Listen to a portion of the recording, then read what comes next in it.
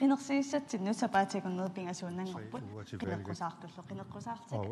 dem, der har stillet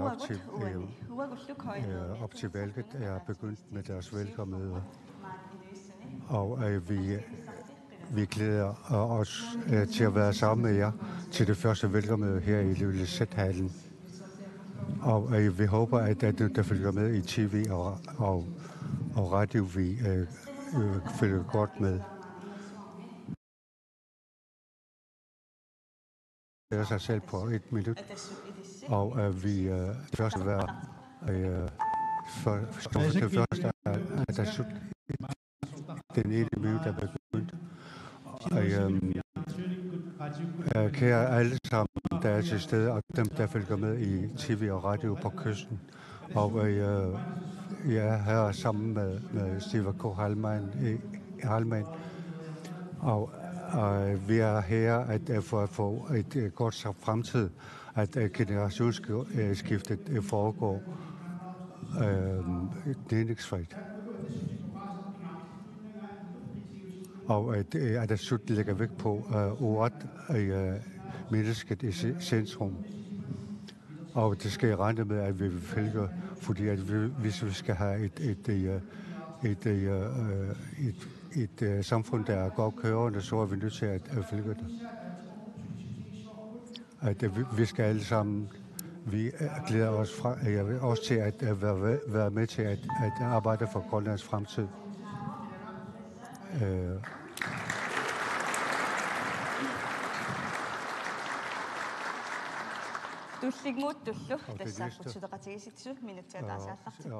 Samarbejdspartiet har en klar vision for rigsfællesskabet.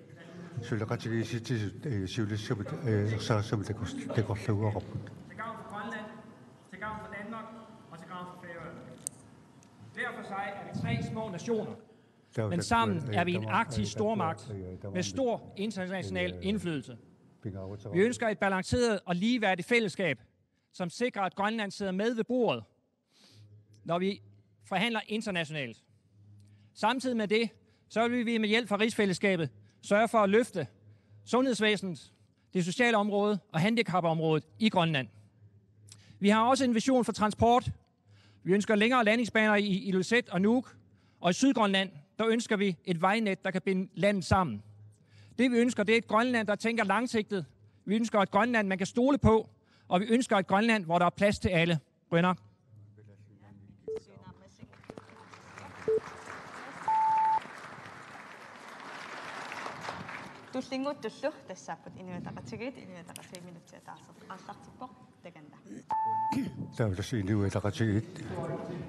Velkommen alle sammen fra Inuit Ataqatigiit. Jeg stiller op til Inatsisartut-valget, og vi vil arbejde for, at et folk, der er selvbærende. Og vi har vores valgprogram, som vi har fremlagt, og som vi også fremlægger her i aften. Og vi håber, at vi får noget ud af det her i aften. Det vi kan være fælles om, kan vi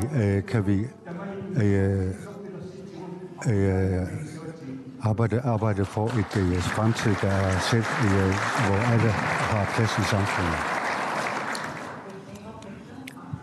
Og så partierne løber.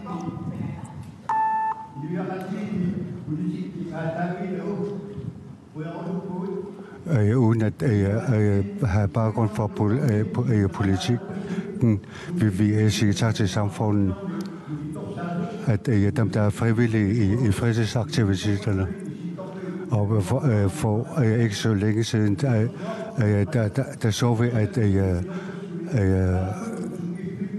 så vi, at i en international sportsarrangement for ikke så længe siden. Og hvorfor vil vi ikke bruge frivilligt arbejde mere, og ikke kunne forlade os på partiets arbejde? Lad os samarbejde og hjælpe hinanden Og kun derved kan vi etablere et selvbærende samfund. Og desværre er det sådan, at vi bruger tiden til at være uenige. Så lad os hjælpe hinanden med at få et selvbærende Grønland. Og så demokraterne, at endelig er valget begyndt. Og vi har fornyet tilstanden her i Grønland. At vi skal have økonomien op at køre, og vi skal forbedre uddannelserne. Og den offentlige sektor skal blive bedre, sådan at vi arbejder med mennesket i centrum. Derfor er vi fra demokraterne imod, at man begynder at sætte vægge op, hvor man arbejder meget stille i offentligheden. Så jeg er nødt til at arbejde for et samfund, der er til det bedste for samfundet. Og Siumut. Og vi stiller op til valget fra Siumut for at få et godt fremtid for samfundet. Og vi skal have fremmet økonomien, og det kan vi nå ved fremdrift i samfundet, i fiskeriet og i turismen, og det bliver færre arbejdsløse.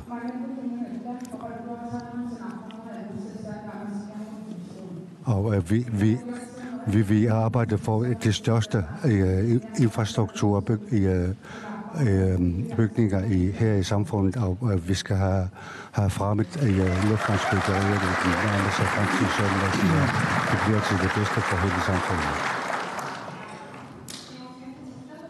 Og som sidst, et minut er begyndt. Mange tak. Kære mine grønlandere, at Inuit er etableret efter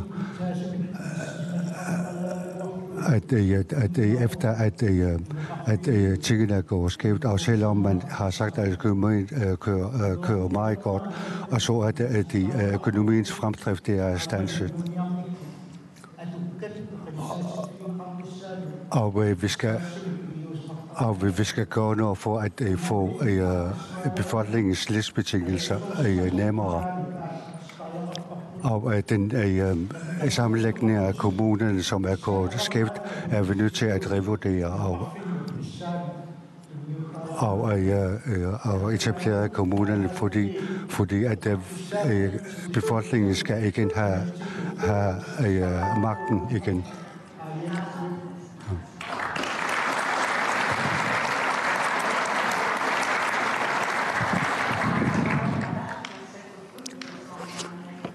Nu har vi hørt de samtlige partier,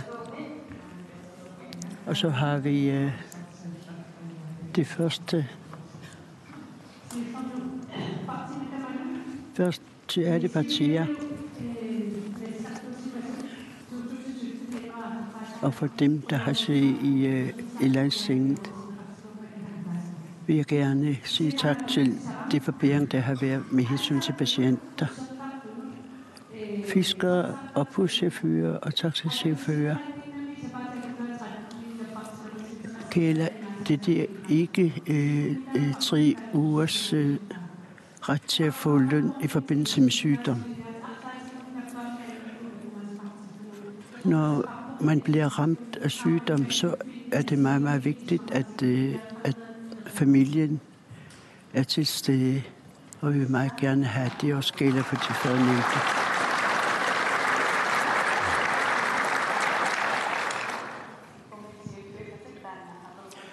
Hvem vil være det første til at svare dette? Hvem vil være det første til at svare dette spørgsmål?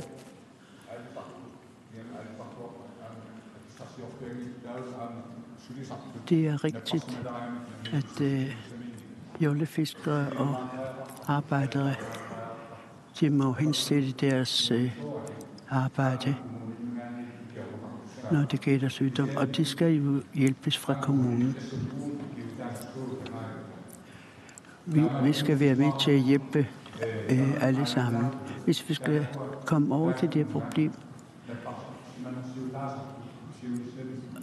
så må vi prøve at forbedre syge orlov, hvis vi skal hjælpe deres problem. Så vi vil gerne være med til at afhjælpe det problem fra demokraterne.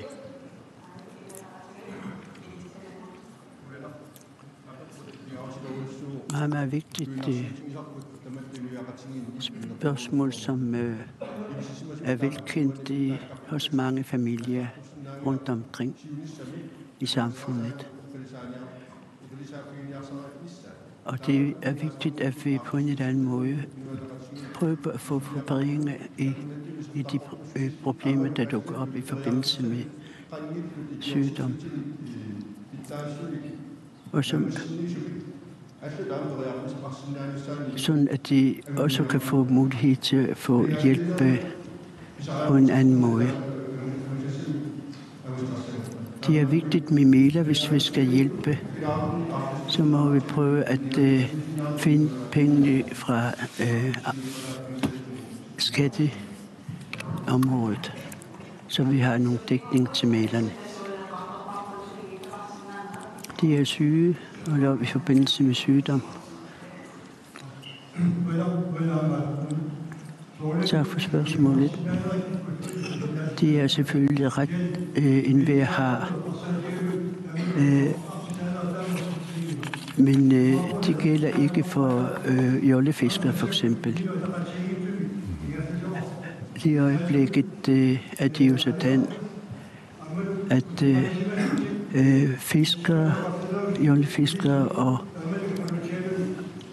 og så samtidig siger de, at de ældre skal også få lov til at arbejde, selvom det her pensionister, men så får man meget travlt med at trække de penge, de tjener ved siden af, vi snakker om det der 13 uger, hvor de har ret til at få sygeorlov. Det er noget, vi skal prøve at forbedre gennem lovgivningen. Og vi skal være bedre til at samarbejde, så I fra støtter os dette ønske.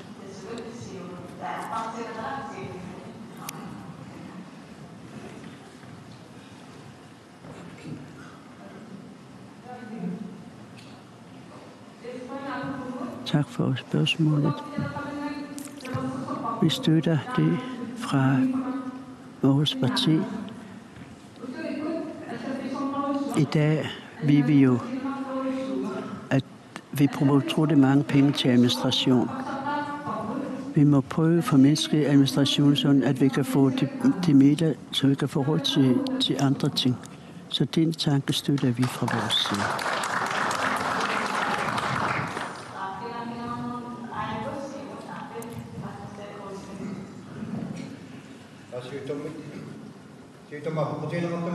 Først tak for spørgsmålet.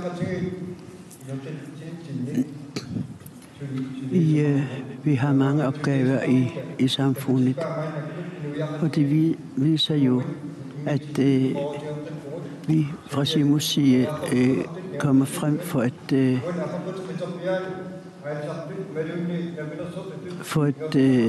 hjælpe dette, for eksempel de førnævnte problemer, der dukker op i forbindelse med sygdommen, hvad angår jollefiskere og andre, som ikke organiserer i forskellige organisationer.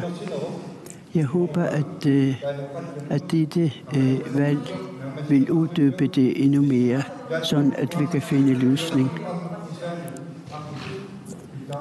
Så vi kan finde en bedre løsning. Og hvis vi skal gøre det, så skal vi have til samarbejde med forskellige organisationer for at finde et bedste model til dette. Det kræver samarbejde med.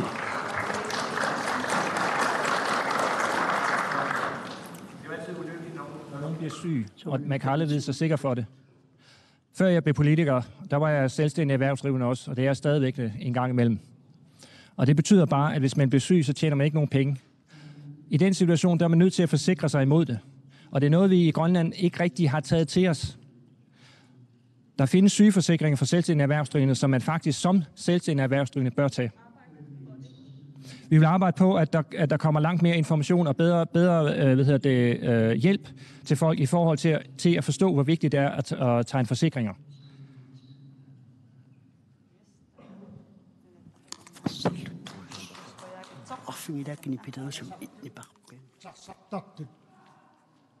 Kettu finnussu aaqqissuangitsuni suliffillit uani pineqartuni paasisinnaavara i organisationer, at der ønskes, at de også får mulighed til at få sygeorlov. Der er talt om arbejdere, som er uden for de forskellige organisationer. Hvordan vil du så gøre det? Man kan eventuelt lave en fradragsordning med gennem deres indkomster, løn, og det samme med chauffører, når de skal have løn, og så på den måde kan få midler til det.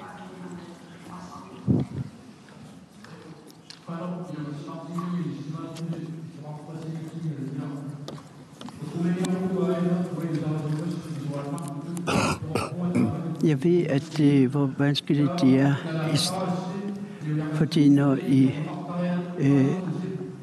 I så lige pludselig står og får behov for hjælp fra samfundets side, så er det meget, meget svært. Så der er noget skævt i samfundet. Mennesker, der virkelig arbejder, men hvorimod mennesker, som har arbejdet hele deres liv, lige pludselig blevet ramt af sygdommen, så kan man ikke hjælpe dem. Sådan at vi kan finde en løsning politisk, så de kan få hjælp.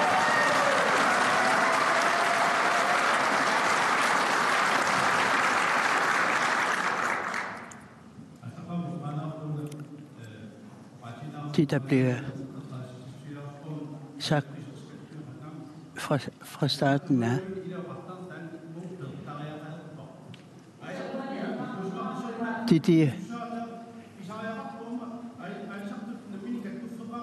de er jolfiskere, som om, at de ikke rigtig kan noget. Fiskere, så må de også sørge for at lave organisationen, i stedet for bare at vente på, at Finland skal hjælpe dem, når det sker sig noget. Så vi skal også gøre det hos selv, i stedet for at man sætter sig ned og siger, at vi er jollefiskere, vi skal have hjælp, når der sker sig noget. Inden der sker noget, så må vi så sørge for, at vi lave nogle organisationer, som de andre også kan gøre det. Vi kan lige så godt prøve at være bedre til det. Det er os selv. Hvad kan jeg selv gøre? Tak.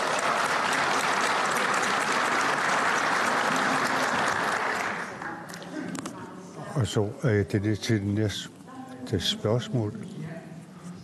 Niels Olsen, og det er omkring fiskeriet. Først lige kort, at der er stillet op til valg, når I bliver valgt ind i det stille igen, at når I kommer ind i naalakkersuisut, så siger I stille. Og det er det første, som jeg gerne vil sige.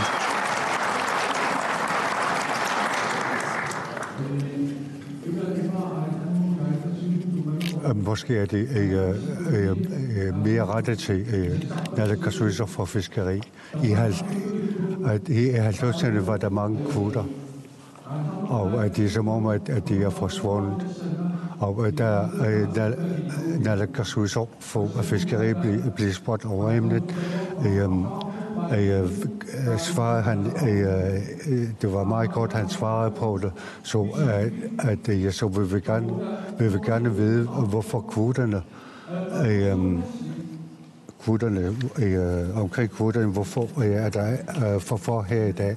Og altså det andet spørgsmål, hvorfor har I solgt specifikt, er det fordi, at selvstyret kører så dårligt.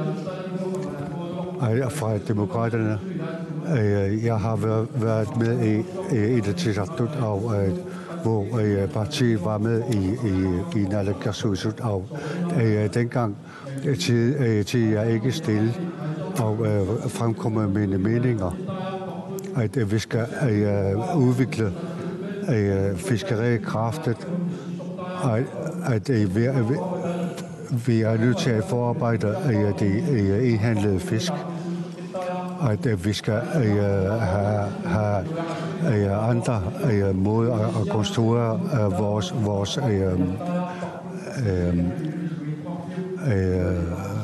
forarbejdning af produkterne. Og så skal vi også se på manglen på arbejdskraft, og der skal det offentlige også ind i arbejdet. Fra Siumut, at efter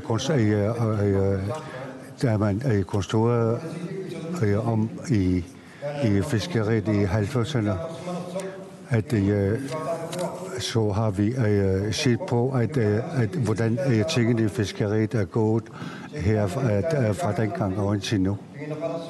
At de store trålere er i dag ejet af få,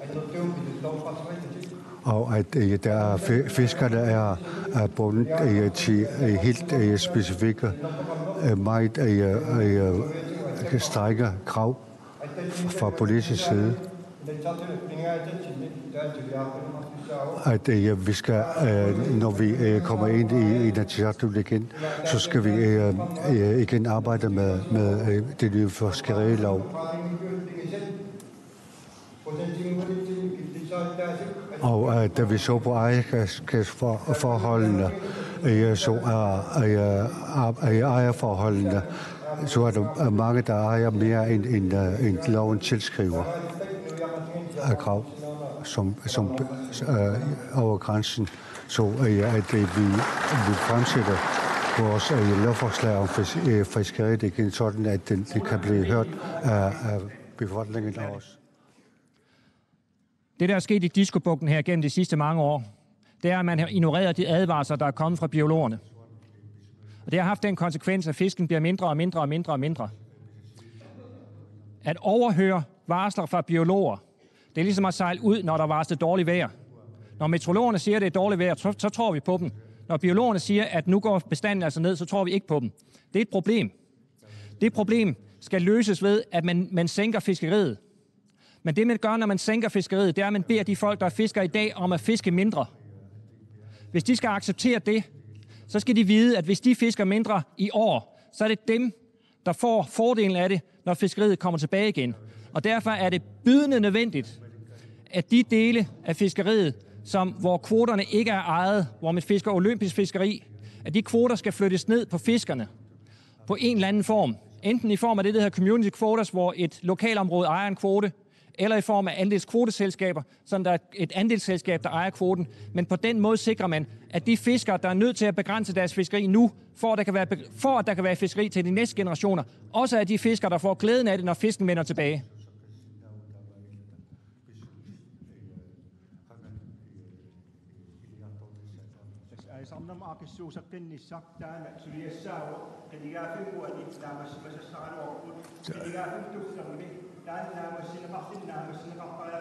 Og den fiskerilov skulle vi have sat på plads her i nuværende valgperiode, og vi er nødt til at få det på plads her i den næste valgperiode. Og at vi er nødt til at samarbejde med organisationerne, og specielt er det fiskerne, vi skal samarbejde med.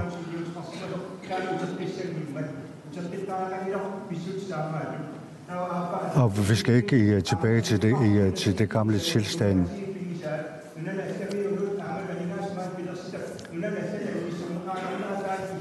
Og vi er også nødt til at begrænse, at vores penge bliver sendt til udlandet ved, at der er mange, at man er nødt til at have, at man vil have medejere fra udlandet.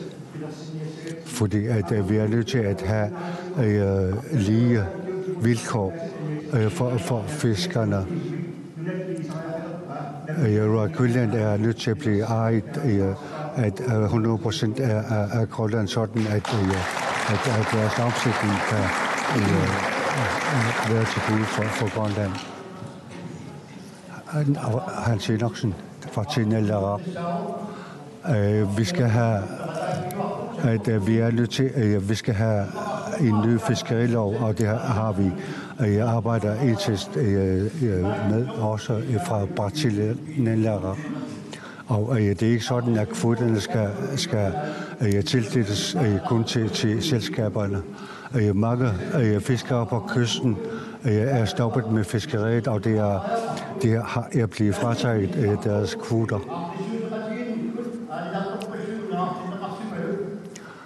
Og man kan mærke, at der er mange fiskere er blevet frataget deres erhverv, og der er vi nødt til at få orden på igen. Fra partiet har vi arbejdet som det første for at få kvoterne tilbage til de kystnære fiskere.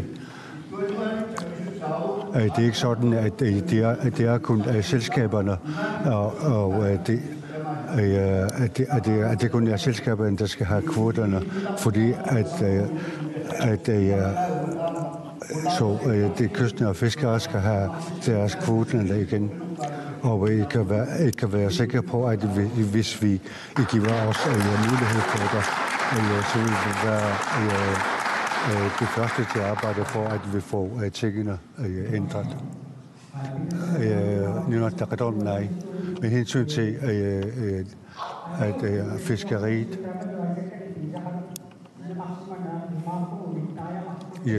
Vi mener, at de store selskaber har fået de fleste kvoter, og det må stoppes. Og personligt mener jeg, at gebyr for at få kvoterne på 5%, det er man nødt til at afskaffe. Fordi at sådan, det der har meget økonomisk tungt for fiskerne, så jeg vil arbejde for, at gebyret bliver afskaffet igen med hensyn til KNI. Og med hensyn til KNI, så mener jeg ikke, at KNI er specifikt at blive solgt til udlandet, fordi at overskud kunne sagtens fås her i Grønland, i stedet for at blive sendt ud i udlandet. Tak. Er det sødt? Vi skal...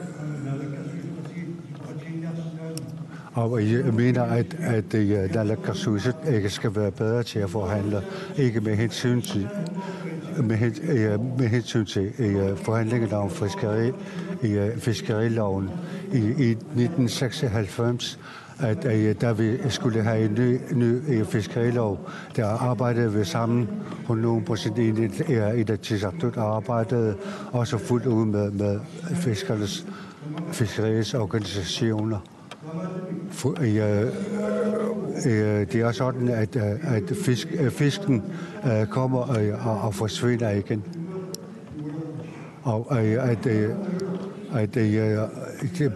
biologerne har altid sagt, at vi er ved at affiske. Det er jo den af fiskeart. Vi er nødt til at samarbejde bedre. Og vi er gode til at samarbejde fra Atassut, og det vil sige, at samarbejdsviljen.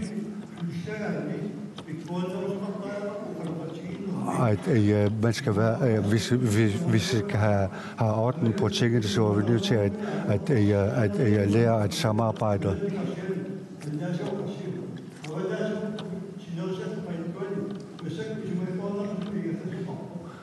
Det gør godt i det havgående kystnære fiskeri, og det skal være glade for. Og hvis vi samarbejder politisk mere, så vil det være til det bedste for fiskeriet. Og man har krævet, at jeg er nødt til at flytte kvoterne her og der, og så er der andre, der har måttet sælge dem tilbage. Med hensyn til Greenland,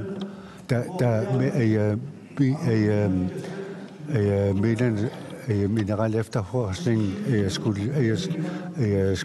skulle påbegynde, så begyndte det at samarbejde med alle instanser her i Grønland, så det kan godt lykkes at samarbejde. Og at jeg skal lige minde om, at jeg skal respektere spørgsmålene.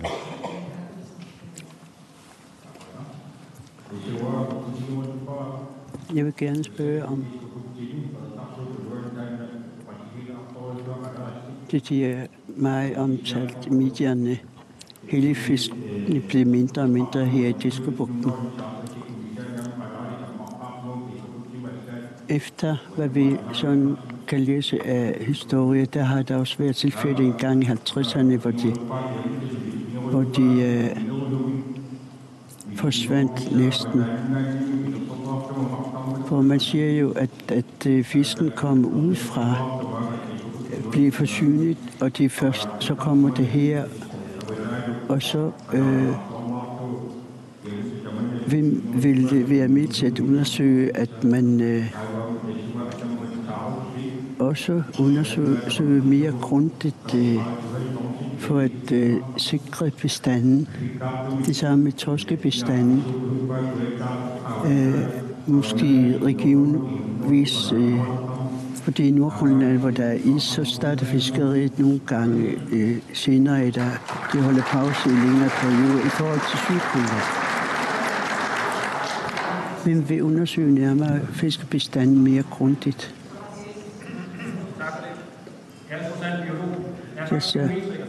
Biologi og bunga. Fuldstændig korrekt. Fisken bliver født eller klækket ude på bankerne der, og så svømmer den ind. Den er meget lille, når den kommer ind, og så vokser den så stor. Hvis man gør det, at man fisker den, inden den vokser sig stor, så får man samlet set meget mindre fisk, end man gør, hvis man venter, til den er blevet større. Og det er det, der er sket i Diskobugten. Det hedder vækst over fiskning. Det, man kan se andre steder i Grønland, for eksempel i Nuukfjorden og Maniitsoqfjorden og i Sisimiut, det er, at der har været sådan et meget stort fiskeri, og så er det kollapset. Så er der gået 20 år, så er der et meget stort fiskeri, og så er det kollapset. Det er simpelthen på grund af, at man har fisket fisken væk, inden den kan nå at blive stor. Det er ikke fordi, at fisken forsvinder, der kommer nye ind, men der går rigtig lang tid. Så mit spørgsmål til jer, som meget gerne vil have, at kvoterne bliver ved med at være høje, det er, hvad skal I lave de 20 år, når I venter på, at fisken bliver stor igen?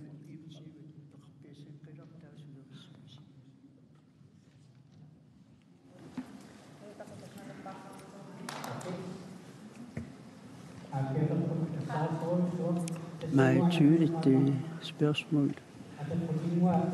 Jeg har også selv set et spørgsmål en gang.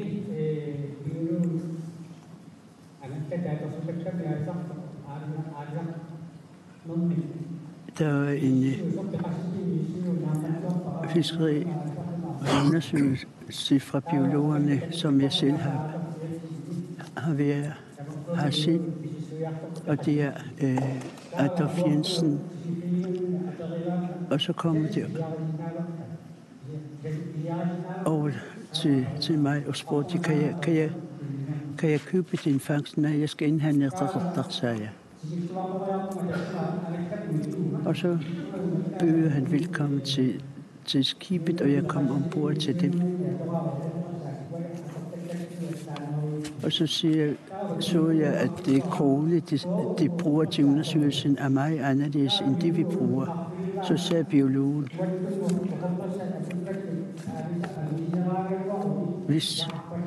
hvis vi skal bruge det samme som mere, så fanger vi for mange.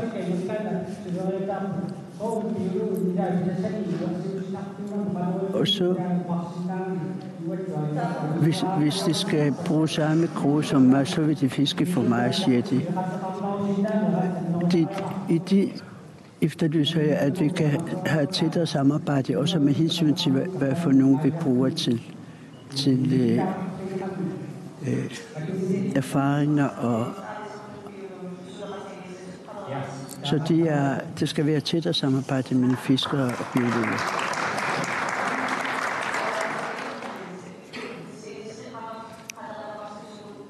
Hvordan vi undersøger mere grundigt fiskebestanden. Det er vores hovederhverv, fiskeri i Grønland, som har stor betydning for Grønlands økonomi. Viden fra fiskere og biologernes viden, det skal forstærkes sådan, at vi har større viden fra begge parter, i stedet for at diskutere mod hinanden. Det har da sagt mange gange, hvad er så løsning? Så der skal være større undersøgelser, og det er også begrænset viden, man har. Større viden, så er det også bedre grundlag til beslutninger. Vi skal være dygtigere. Udvikling af fiskeri og uddannelser inden for fiskeriområdet, sådan at vi får flere og flere blandt befolkningen, der har uddannelse inden for fiskeriområdet. Jeg synes, det er meget, meget vigtigt fra Inuit Ataqatigiit. Sådan at vi tænker mere bredt, når de har så stor betydning for landet. Det har også meget sammenhæng med planerne om lufthavnsbyggerierne for at sælge det ud af landet. Først tak for spørgsmålet. Altså, viden fra begge parter er meget vigtigt. I 2012 i juni, der har man stoppet hele fiskeriet i Diskebugten, fordi man har faktisk sagt, at de er næsten opfisket. Og efter vi har taget det der ansvar, og så har vi prøvet at kigge på viden, både fra fiskernes side og fra biologernes side, for at have ligesom bedre grundlag til at lave nogle afgørelser inden for fiskeriet.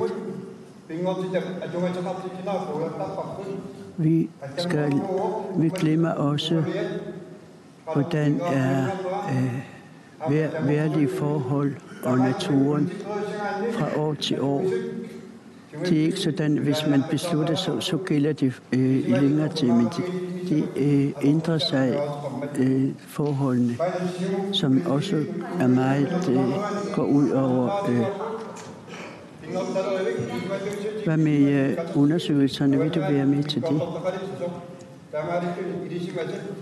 Vi har også snakket om, at det skal være et specielt område for Nordgrønland, for eksempel, sådan at man vil nøjere viden om det område.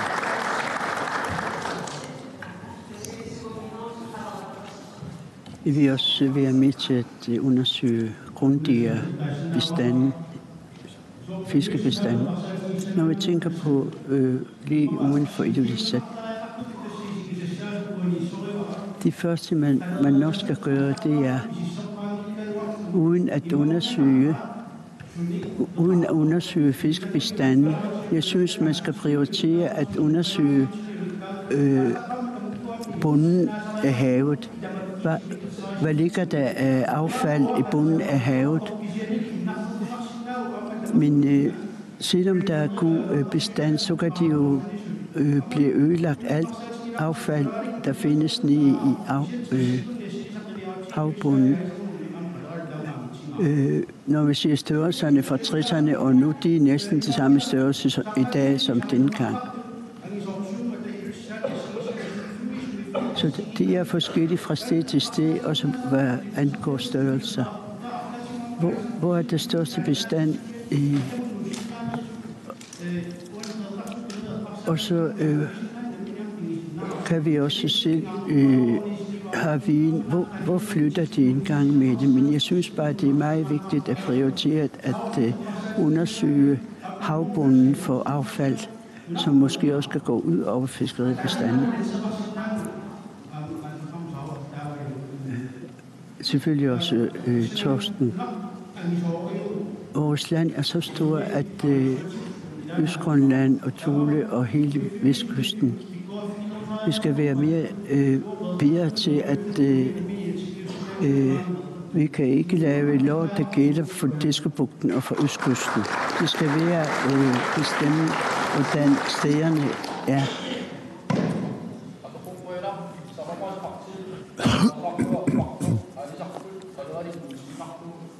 Tak for spørgsmålet. Så fiskerne, vi nøjagtigt, hvordan fisken skal behandles. Og der er også mange andre ting, der påvirker fiskebestanden, strømforholdene, og der er altid nogle. Michael Rosing er nok dygtig som biolog, men det er ikke sikkert, at han kender så meget til forholdene lige netop i det fiskebugtområde. Så vi snakker om økonomi, og der er også mange, der fisker det uden skærs. Og det er, når der så gik jo fra hinanden på grund af, at de ikke kan blive enige om det der fiskerilov. Så vigtigt at det der fiskerilov er, at den side ikke har kunnet blive enige om det nye lov.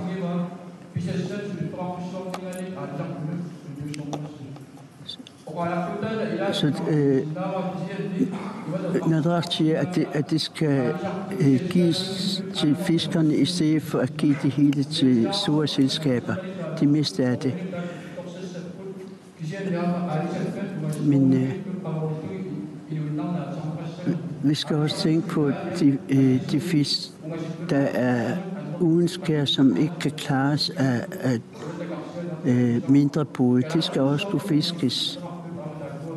Så vi skal ligesom også tænke på, hvordan vi skal få fat i det.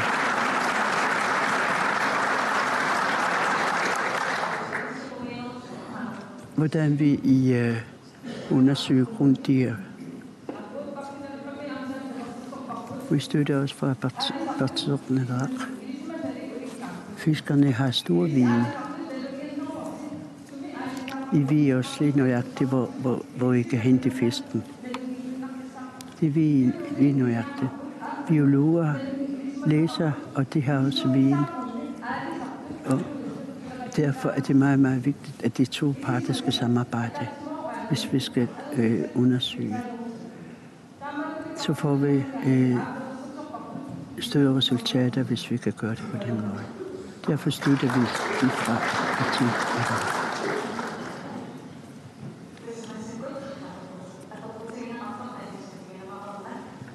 Så man har besvaret spørgsmål.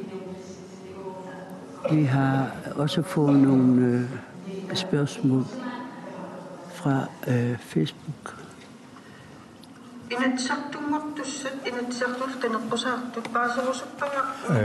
Det skal have til valg til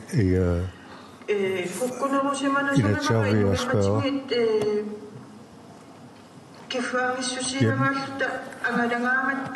Jeg mener, at befolkningen har at blive frataget deres frihed. Og at når vi er i rejser, så er der mange dage, hvor vi ikke kan komme videre. Fordi at vi er nødt til at også at betale egen regning lidt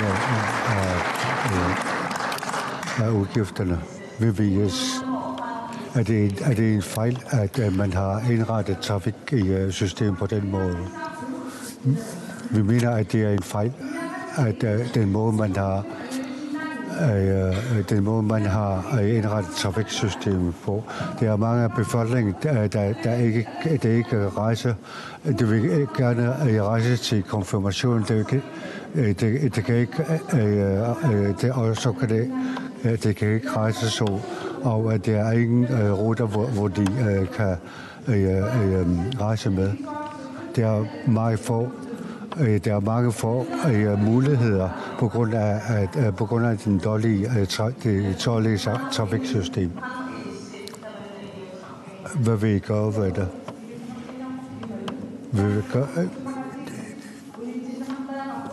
Det vil gøre, det er, at man skal stoppe de nuværende aftaler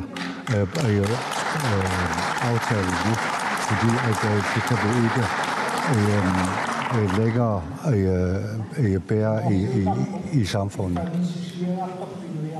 Det er helt rigtigt, at befolkningen har fået frataget deres frihed. Det er ikke kun Diskobugten, hvor forholdene er så dårlige. Og de samme problemer gør sig gældende i Søgrønland. Og Discoline, trafikselskabet, Discoline er en af problemerne. Og vi kan ikke komme udenom, at det valg af trafikselskabet har været en fejl.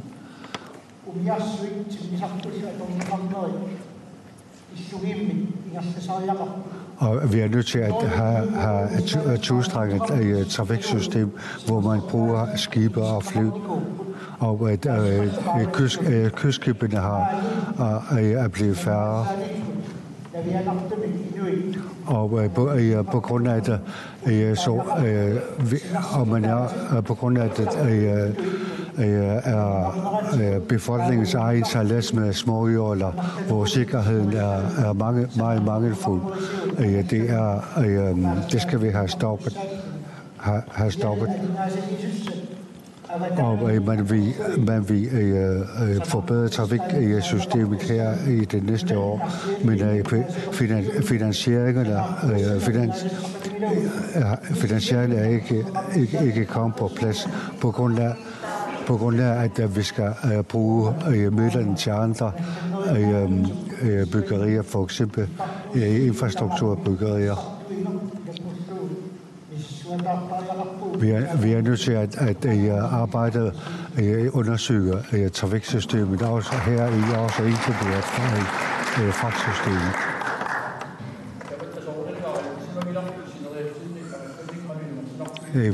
Vi ved alle sammen, hvor dårlige trafikforhold det er på kysten. Og vi mener fra demokraterne, at tingene er blevet forbedret i det nærmeste fremtid. Og vi vil samarbejde med andre og have snakke med andre for, hvordan vi kan forbedre trafiksystemet. Der er ikke lavet en trafikstatistik. Og man har ikke undersøgt, hvordan kontakten er mellem de forskellige bosteder. Og det er kun tilfældigt, at man har indrettet trafiksystemet og ikke undersøgt forholdene til bunds her i de forskellige steder. Vi kan ikke kun snakke om de store lufthavne, men vi er nødt til at snakke om trafiksystemet, hvor vi ser på hele landet. Og der er flere steder, som har store værdier og ikke er udnyttet på grund af det dårlige trafiksystem. Nu er det ret sikkert, at trafikaftalen en fejl. Ja, det er en fejl. Og der er mange, der har sagt, at den aftale er en fejl, og man ikke kan indrette trafiksystemet på den måde. Og da vi fandt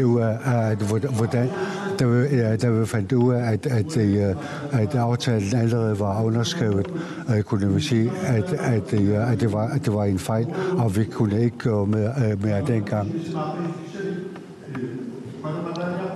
Derfor vil vi være med til at snakke om fremtidige aftaler, og hvilke kapacitet Grønland har.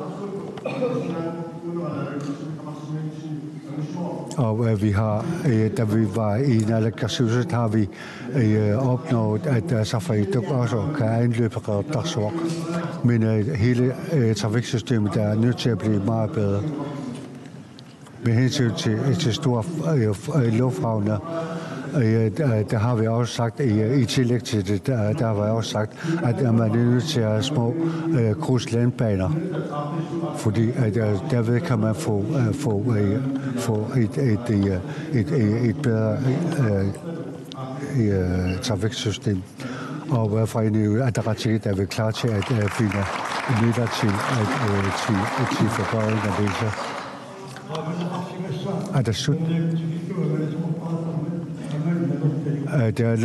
Der nok kan huske, at kystskibene kunne sejle helt op til Upernavik i nord og Nordal i syd.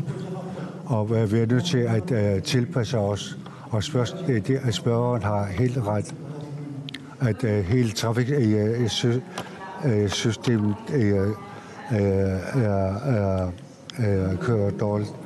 Her snakker vi om trafikken om vinteren, og vi er nødt til at vurdere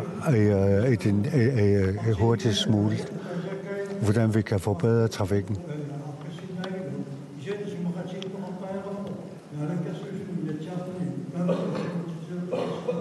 Og at man er nødt til at blive enige om, hvordan vi indretter trafiksystemet, og der skal Inatsisartut naalakkersuisut snakke om det.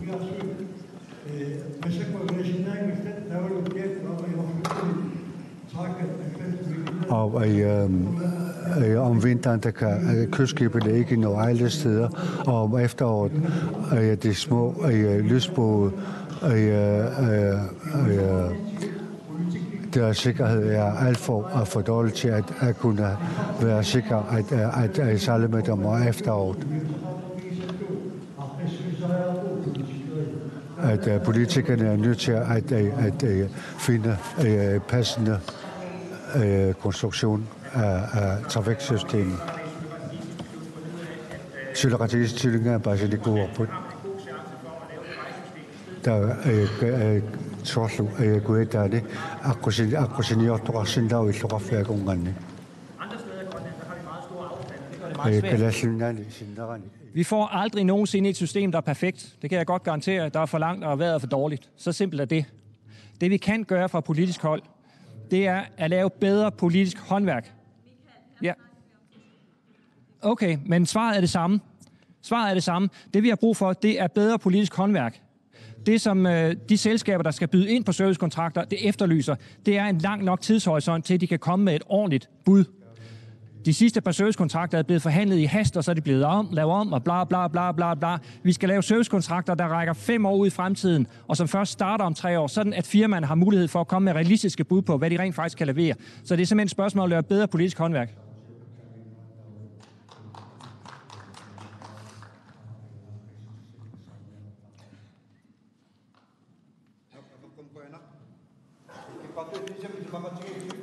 Tak for spørgsmålet.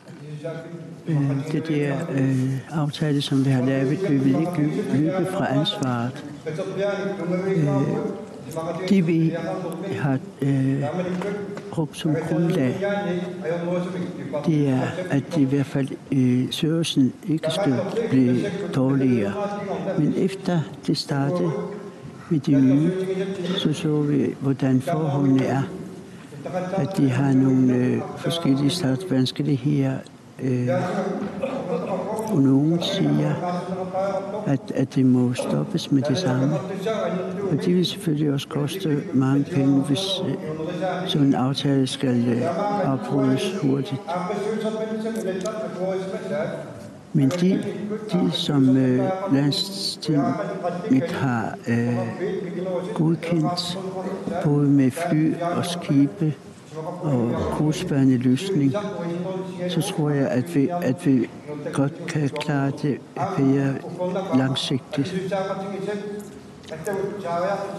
Og det er også ærgerligt, når det først er lavet aftale, så begynder det at ligesom trække sig tilbage. Vi har ikke rigtig været med til at lave de der aftaler.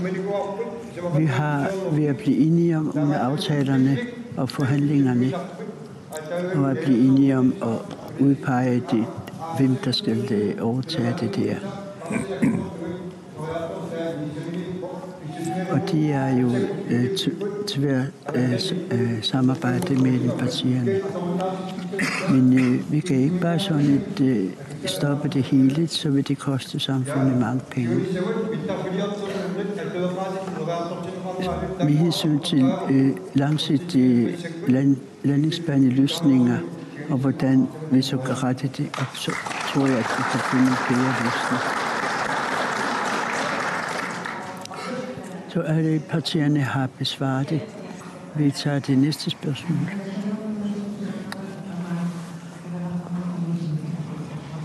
Vi har spørgsmål vedrørende skat.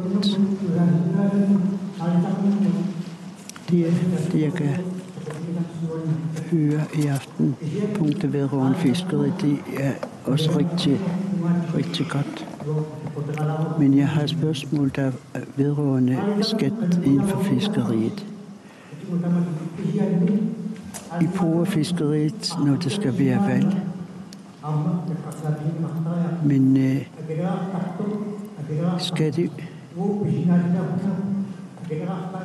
vi skal selvfølgelig betale skat. Ikke 23% skat, men det skal være mindst 23%. Også der er jollefiskere.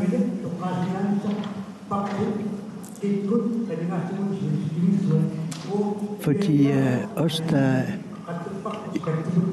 jollefiskere, fordi vi skal betale så mange penge ekstra, når vi kommer til stykket. Vi får ekstra regninger hvert år. Skat og afgifter,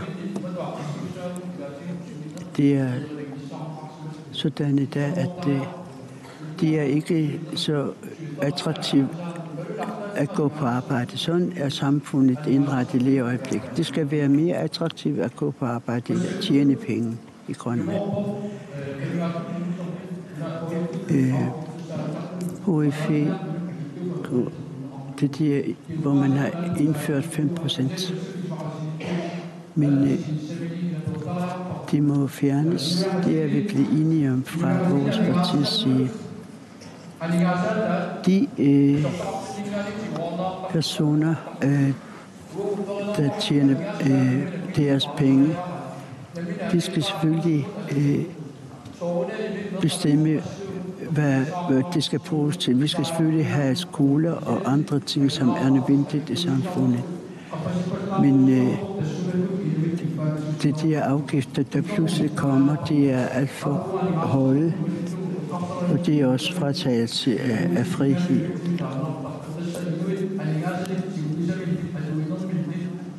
Altså, når folk bruger deres tjente penge i samfundet, så kører økonomien i samfundet på en meget bedre måde. Når vi ved, for eksempel det der 5% fra fiskerne, det er jo mange penge for dem. Lige i den periode, hvor fiskerne også skal have fornyet deres både og forbedret deres både, og så er det mange penge for dem at tage 5% lige. Og det næste er partiet nok sagt. Da man ville indføre afgiften på 5%, der har vi sagt nej fra parti eller på grund af, at vi kunne se, at hvilke negative indflydelse det kan få for fiskerne. Og så med hensyn til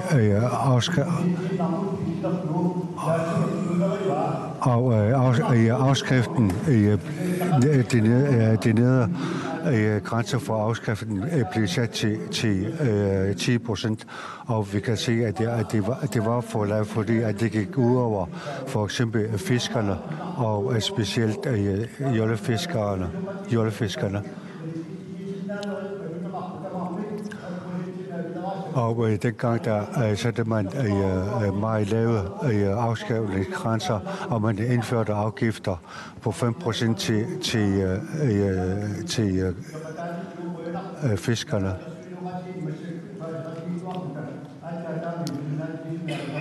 Og det er meget glædeligt her i vores koalition, at vi er begyndt at blive enige om, hvordan vi vil indrette disse ting. Og man kan altid snakke om, at afgiften på 5% skal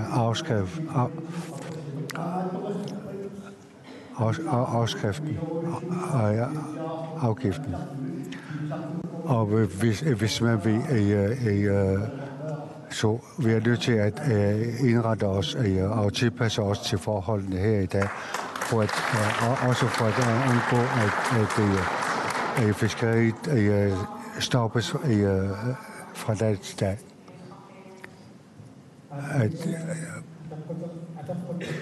Nu er der redundant. Det er et meget klart spørgsmål.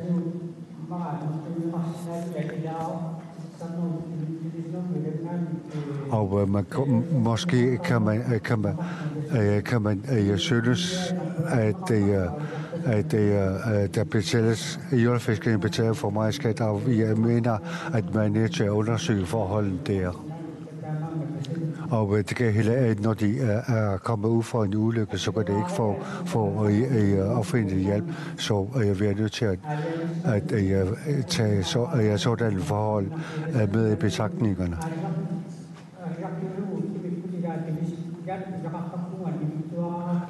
Vi fiskere kan nogle gange, vores fang kan være meget lille, og det går ud over også fordi at vi har familier, som vi skal forsørge, og også at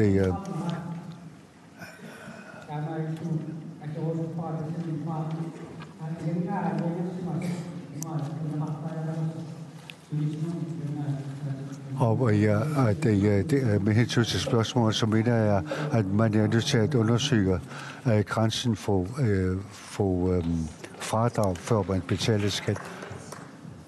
Og så endnu et artikel. Da man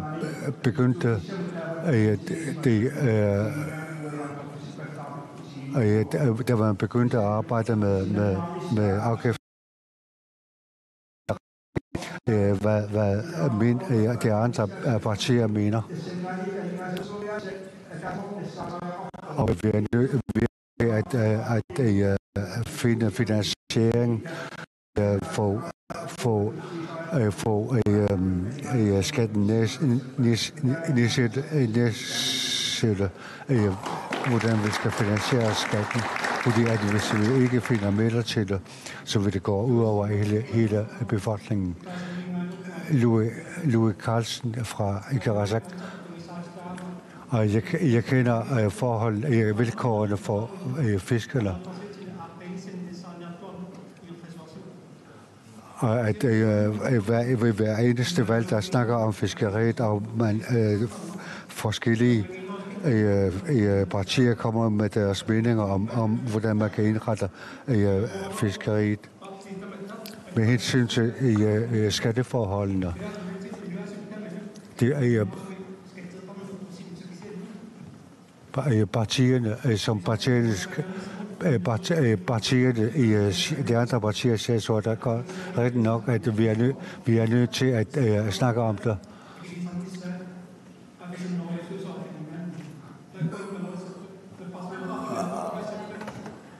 Og at I har fremkommet med, at det højeste med forslag om det højeste med dem med det højeste indkomst, der skal betale mere i skat, og vi mener, at vi skal betale det samme skatteprocent alle sammen. Tak for spørgsmålet.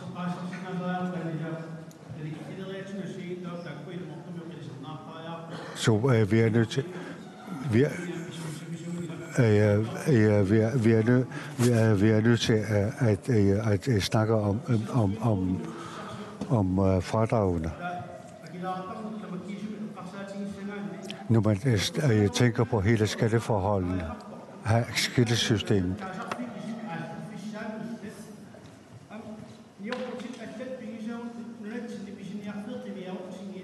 Det er ikke kun, man skal ikke kun hente penge fra folks lommer, men når vi snakker om varerne her i butikkerne, for eksempel i fiskerovn, de importerer vi fra Bornholm, så vi er nødt til at være bedre til at lave forskellige produktioner. Og når vi snakker om, tænker på, at der betaler mindst til skat, det er dem med mellemindkomster.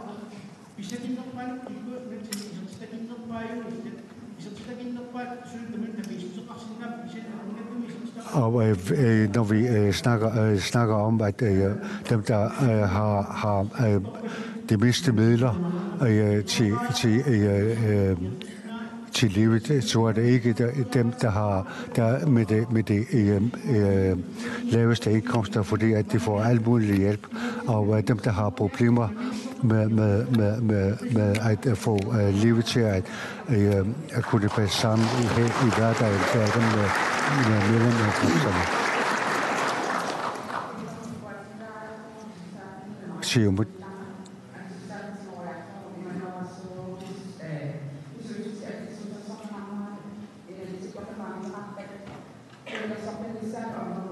Og vi er her fra Siumut, der vi opnår overfor at snakke om, hvordan man kan indrette skatteforholdene, skattesystemet. Og der er en rådgivningsenhed i Nuuk, og vi arbejder for, at der bliver en filial her i Nuuk, i Ilulissat.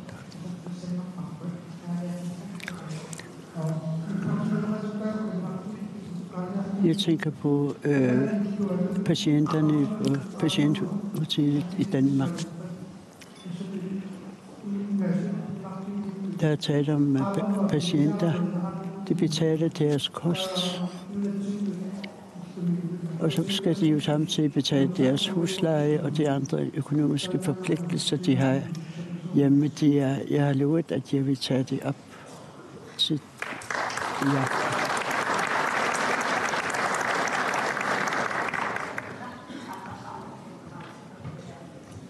Jeg håber, I svarer ganske kort.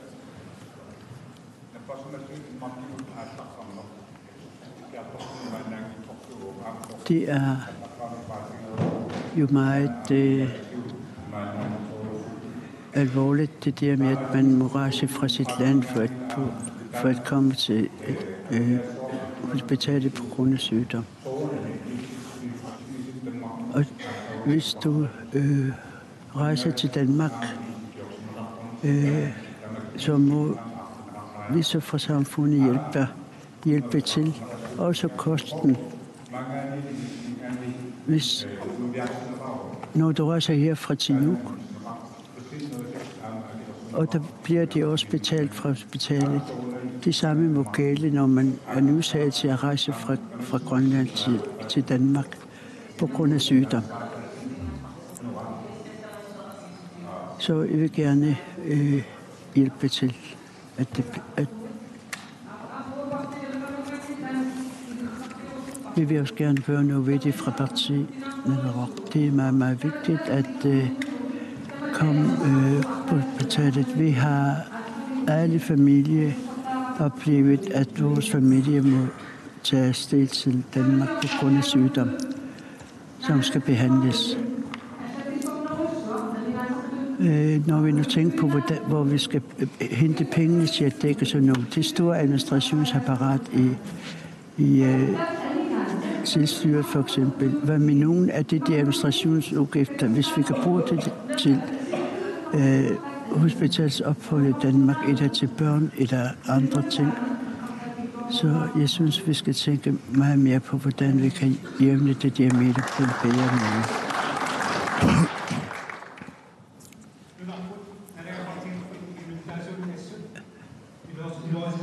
Så Grønland er jo min afdøde fra Agersag, som har været store fanger og fisker, fik hjerneblødning, så bliver han flået til Rigshospitalet. Det er samarbejde. Det er det der. Vi tænker ikke på, at hvor meget det betyder, at det der bånd mellem Danmark og Grønland. Vi har ret til at søge læge. Hvis vi har ondt i ryggen, så skal vi søge læge. Men vi har så mange læger, som vi ikke har i Grønland, som vi er nødsaget til at tage, og forskellige behandlinger nødsaget til at tage i Danmark. Der er mange, som har nyresygdomme, som opholder sig i mange år i Danmark og ikke kan komme tilbage. De har hjemved, og det er meget, meget vigtigt, at rigsfællesskabets ånd, det må vi hjælpe. Vores udgifter til sundhedsvæsen er meget, meget høje. Alene der bruger vi 1,5 milliarder udgifter. Derfor er jeg ikke enig i, at vi skal bruge flere penge. Det vi skal gøre, det er, at vi skal kigge på, hvordan bruger vi de penge i sundhedsvæsenet. Først de sygdomme, vi kan klare i Grønland, det må vi klare i Grønland. De er meget, meget, meget på grund af centralåbninger. Gravide må rejse fra deres familie og til Nuuk inden fødslen og skal føde dernede. Så det koster mange penge.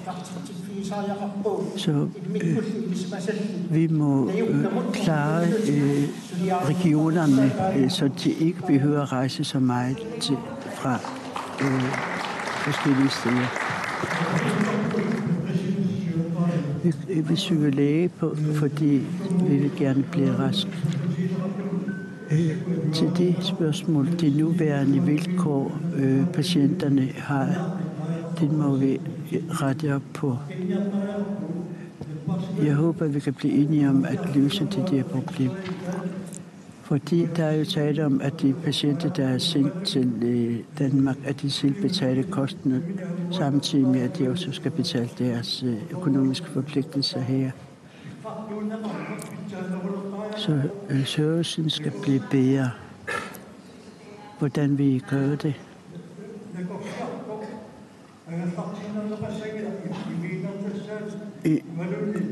Jeg kan tage det som eksempel. En, der syger læge, skal ikke bare signere og sige, du skal bare drikke mere vand, og så sende det hjem. Men de er Inuit Ataqatigiit-svarende.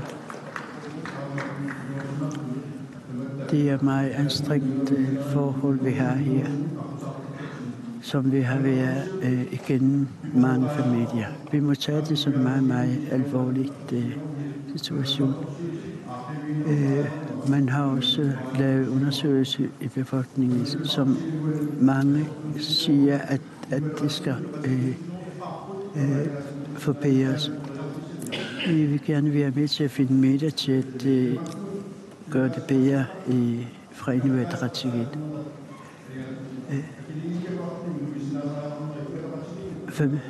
Vi har været med til at betale nærmeste familie lægesagelser til Danmark, og så logi i patienthjemmet, og vi vil også gerne være med til at endnu en forbedring.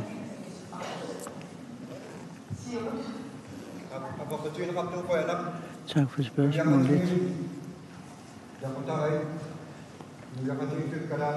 Familier i Grønland og i det hele taget familier, der bliver ramt af sygdomme, vil altid være berørt af det. Vi har fra vores side, det er i hvert fald noget, som vi meget gerne vil være med til at løse. Drøftelse af emnet i 2016, når det gælder sygdom, så er alle politikerne, som er villige til at finde en løsning. Vi ved godt, at det vil koste penge. Og så har man så også undersøgt nordiske lande, hvordan går I, når I har syge mennesker, når det skal sendes til behandling. Hvem betaler det, og hvordan for eksempel færøske forhold.